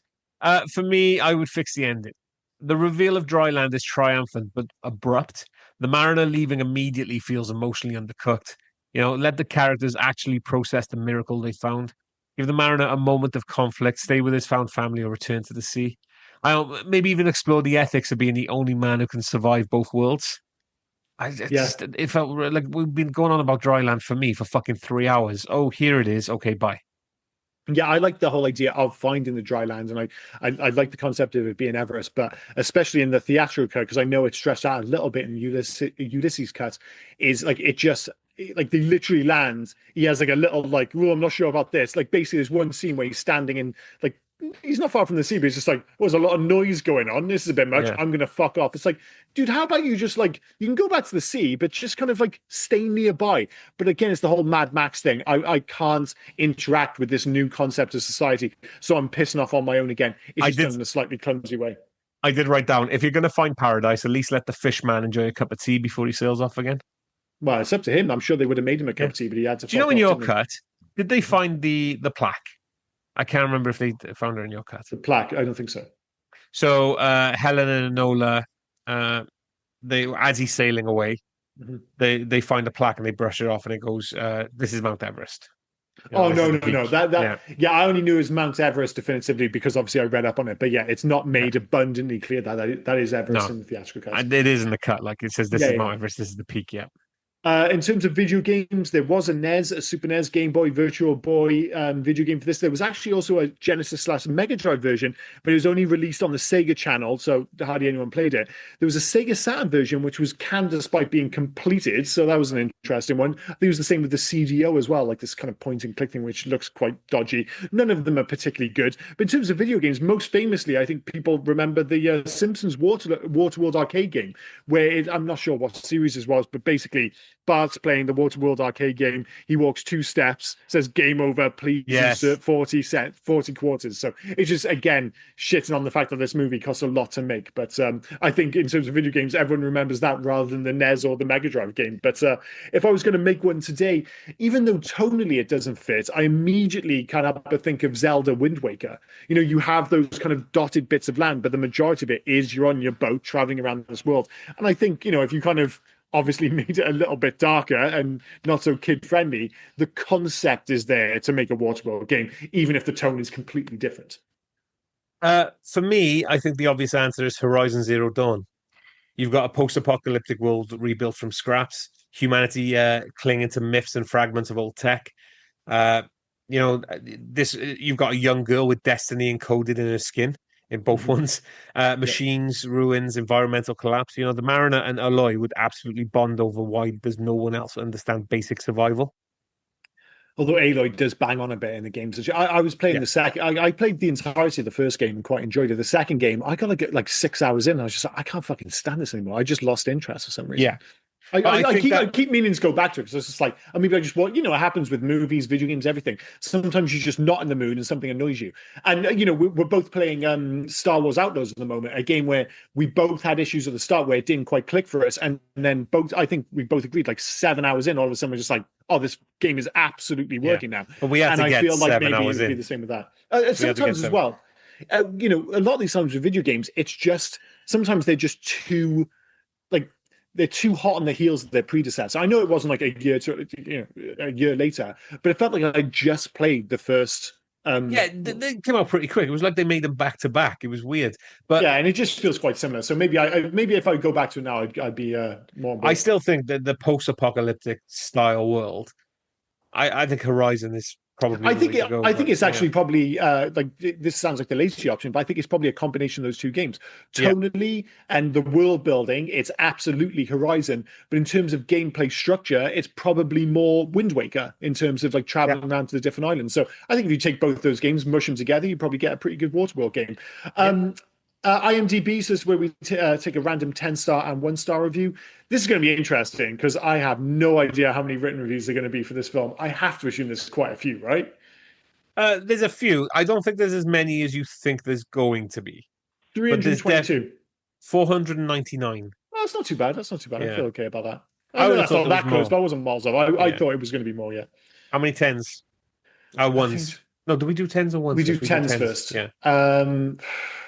I think quite a few people probably like this film. I'm going to say like 42. 66. That's not too bad. It's not too bad. Double figures at the moment. But right, so this was written in March 2008, titled Sadly Overlooked. It's a shame so many people spent their time running their mouths rather than watching the movie. The story isn't new, but it's well done. Big color, big scenes, a touch of serious, a touch of humor, clear cut good guy, clear cut bad guys, with a few grey guys thrown in the middle. Costner is always a variable. When the right script hits, no one is better. Otherwise, it's pretty much a monotone. Fortunately, this is the kind of script where the deadpan, monosyllabic good guy works just fine. It's a shame the experts, i.e., the critics who create nothing, crashed this one. Even if it were the worst movie ever made, Costner would have been contributing more than the creative world than any critic will in their entire lives. And he signed it. No, he signed it. Their That work. way he Yeah. feels pretty confident about what he's written there. I mean, to be fair, our track history with these fucking reviews, that's an actual review, not a summary or some weird, like, I don't know. yeah. I mean, Yeah. we get a lot of psychos in the 10-star and 1-star ranges. So, I mean, I don't think it was the most eloquent thing in the world, but it didn't come across as absolutely insane. So we'll take that as a win. In terms of 1-star reviews, I suspect it's going to be less. I don't think too many people are going to despise this film.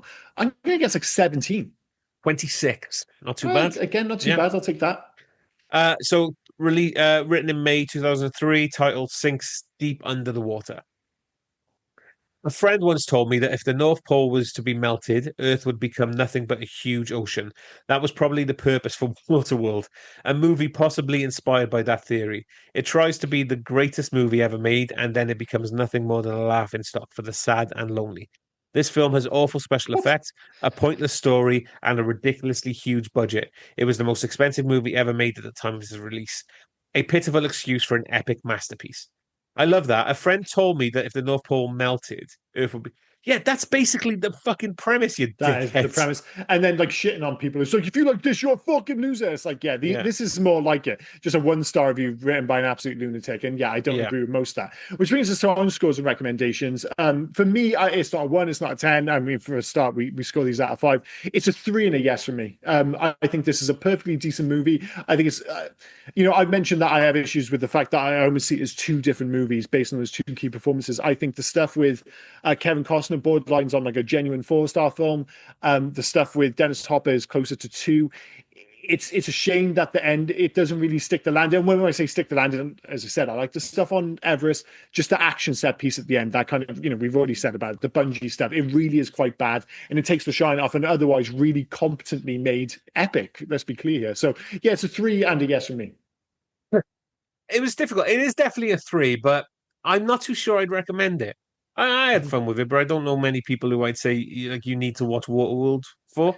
I feel But like a lot of people I've had conversations with recently about this because I mentioned the fact that we're covering this on the podcast. And just today, when the guys were like, I hadn't seen that film for ages, it's just like, I'd go back and rewatch it. Like, if you have any interest, I was like, it's held up really well. And I think one of the reasons I'd recommend it is simply because the narrative around this film became so strong. And you mentioned the Lone Ranger earlier. A lot of these films, which in that same category, which people talk about as being box office bombs, that genuinely was a box office bomb. They get these narratives around them as if they're like terrible films. That's not a terrible film either, and this certainly isn't. So it's almost like I feel like I'm kind of trying to save the reputation of this film. I'm just like, don't believe all the hype around the time. This film isn't a disaster by any stretch of the imagination. It's a perfectly good film.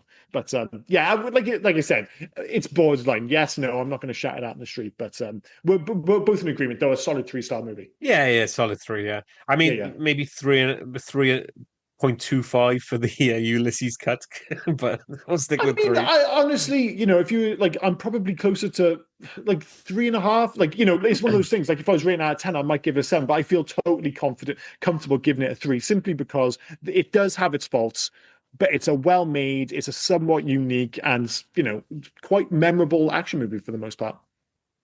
So yeah, that has been 1995. That felt like a kind of weird edit, but I just delivered it in a strange way. That's been I thought that. I 1995's. was like, I cut it off or something. Like, Yeah. that was I've all just you. come in with another Yeah. tone. No, that was all me. So that was 1995's Waterworld. What are you picking for next week's box office bomb? Right. Well, I mean, Is it anything I actually tell going to you, be a box office bomb? Please yes, tell me you're picking a yes, movie which actually lost money. I believe so. I believe it lost money. Uh, Let me just double check because I'm seeing that. Yes, it lost a lot of money. uh, right. The budget was 98 million estimated, and it grossed 10 million. Yeah, that's a bomb. That is a Yeah. bomb. Yeah. I'll give you the year, but then anything else after the year, you're going to get it straight away. So this is not going to be a long quiz. Mhm. The year's 95 again. Well, see, we've already talked about it. So is this Cutthroat Island? It is. Fuck, you got it from the year. It's for Island. Yeah, well, Cutthroat Yeah. Island, if you adjust for inflation, some lists have Cutthroat Island as the biggest box office bomb of all time. So it's just like, yeah, it's pretty serious. This is right up there with the likes of, the aforementioned Lone Ranger, Tomorrowland, stuff like that. But yeah, it depends on the list you look at. Some have the 13th Warriors number 1, but a list I looked up recently, adjusted for inflation, had Cutthroat Island as the biggest box office bomb of all time. And the film I'm genuinely looking forward to going back to, because again, like this, I can't remember anything about it at all. The reason why I'm picking it is because when we record it next week and release it, it's going to be the release date we do this is going to be the day before another female-led pirate movie is coming out. The Bluff with yeah. I don't want to butcher her name, Priyanka Chopra and Carl Urban. So I thought coming out on Amazon Prime on like February 25th. So I thought, oh, we're going female-led pirate. Why don't we just Why do not? the other one now? And this is directed by Rennie Harlin as well, isn't it? It is, Cutthroat yeah. Island? I figured as soon as I said Rennie Harlin, you would have got it, but you got it from the fucking year. Yeah, so he most Anyway. famous. He's done like the strangest films, but as far as this podcast is concerned, we've actually done quite a few Rennie Harlin films. So he's done Die Hard 2, Cliffhanger, The Long Kiss Goodnight. I'm actually quite surprised we haven't seen covered Deep Blue Sea yet, which is this like kind of seminal dodgy shark film. I like Deep Blue Sea. And I will. I'm just gonna say, and you might be going to the exact same location as me. When I went through a brief phase of quite enjoying 2001's Driven, I don't know No, why. I'm not going to say the same as you. No. Sylvester Stallone NASCAR. Yeah. It's not NASCAR, is it? It's Indy 500. No, I was going to say because you said about he redid like he's still in the zeitgeist at the moment, isn't he? Because he's just released his last 3 films. He decided that the film The Strangers needed a 3-part Prequel thing or whatever. remake. It's like The Strangers Chapter 1, Chapter 2. 2 and 3. Chapter 3 was just released this month.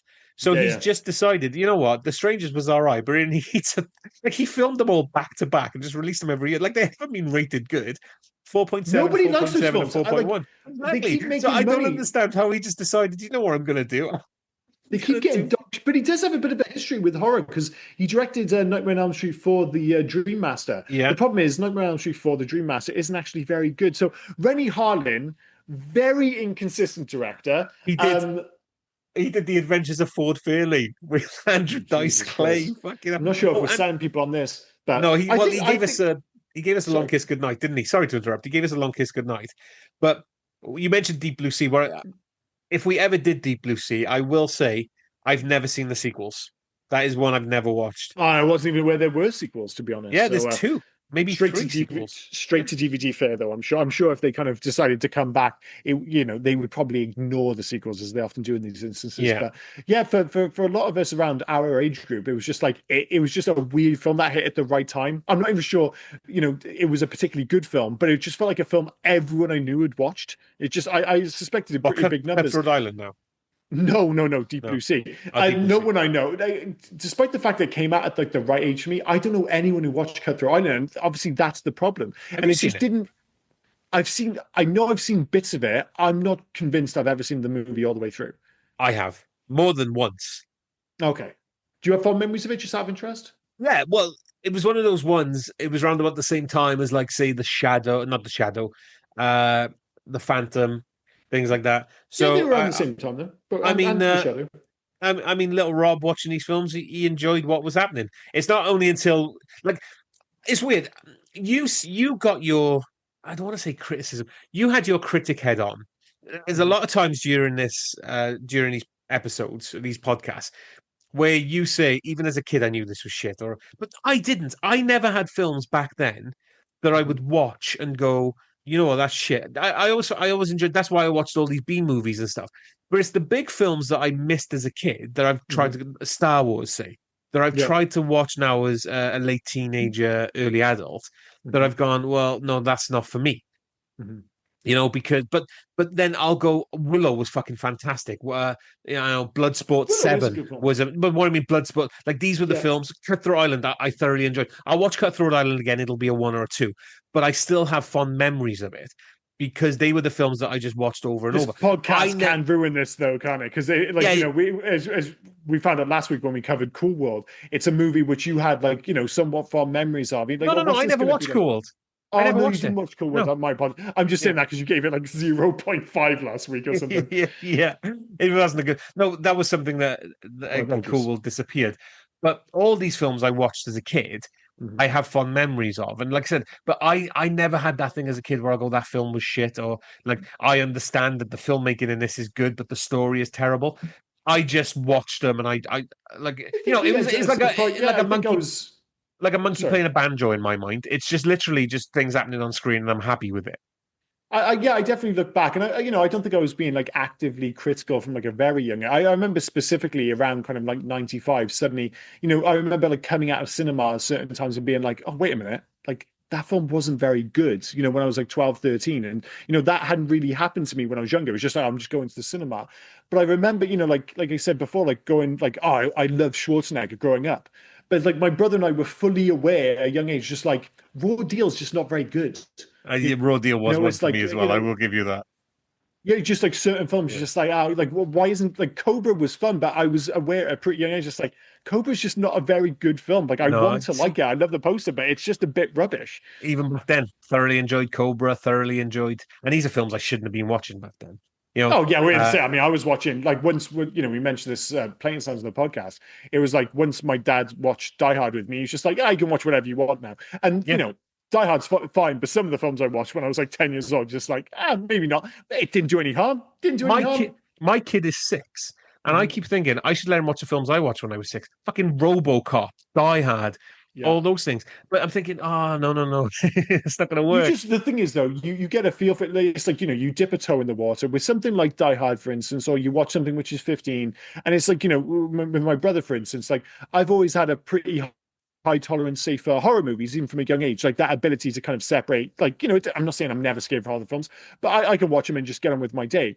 Whereas my brother, for instance, like he was more impacted. And one of my other friends, big, huge fucking dude, he's terrified. Like he can't even watch the trailers because he just says, I just don't like it because he's like, it just sticks with me and I'll be laying in bed and I'll be thinking about that fucking ghost in the trailer. And he just does it, which is completely acceptable.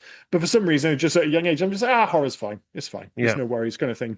And it's the same with kids. And some people can't deal with violence. Like they see blood and it just freaks them the fuck out.